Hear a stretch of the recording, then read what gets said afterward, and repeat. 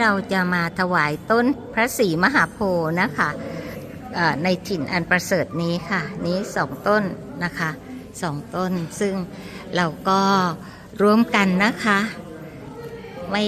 ไม่มีความจำเป็นว่าใครซื้อมาแม่อีซื้อมาก็จริงแต่ว่า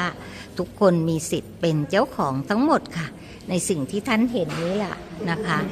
นี้ค่ะต้นพระศรีมหาโพธิ์2 ต้นเป็นต้นทองใช่ไหมคะบูชาด้วยดอกบัวเงินดอกบัวทองร่วมกันไปเลยในต้นพระศรีมหาโพธิ์นี้นะคะค่ะเดี๋ยวเราร่วมกันถวายค่ะโอเค if you want to take a photo like this and this you money